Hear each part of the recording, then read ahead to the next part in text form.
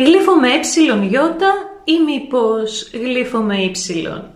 Πολλοί είναι εκείνοι που γράφουν το ρήμα με ι και υποστηρίζουν πως δεν γράφεται με ύψιλον, ενώ άλλοι το γράφουν με ύψιλον και λένε πως με ι δεν είναι σωστό. Και οι δύο πλευρές αναφέρονται στο ίδιο ακριβώς ρήμα. Ποιο από τα δύο όμως είναι το σωστό?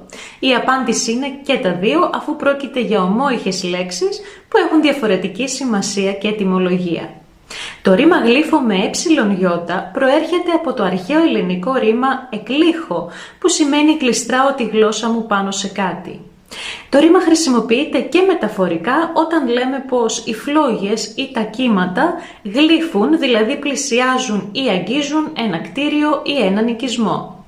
Χρησιμοποιούμε το ίδιο ρήμα για να χαρακτηρίσουμε τη συμπεριφορά εκείνου που κολακεύει ιδιαίτερα κάποιον υψηλά ιστάμενο για να κερδίσει την εύνοιά του. Από το ρήμα εκλύχω προέρχονται λέξεις όπως ο λιχούδης, η λιχουδιά, και από το γλύφο προέρχονται λέξεις όπως είναι το γλύψιμο, το γλυφιτζούρι, φυσικά όλες γράφονται με ι. Το ρήμα γλύφο με ύψιλον από την άλλη σημαίνει σμιλεύω, λαξεύω. Το ίδιο το ρήμα δεν χρησιμοποιείται στις μέρες μας, όμως από αυτό προέρχονται λέξεις όπως ο γλύπτης, το γλυπτό, η οδοντογλυφίδα, αλλά και ο τοκογλύφος, που ονομάστηκε έτσι επειδή συνήθισε να χαράσει το ποσό που χρωστούσαν οι πελάτες του πάνω σε ξύλινο τραπέζι. Γνώριζες τη διαφορά? Πες μου στα σχόλια.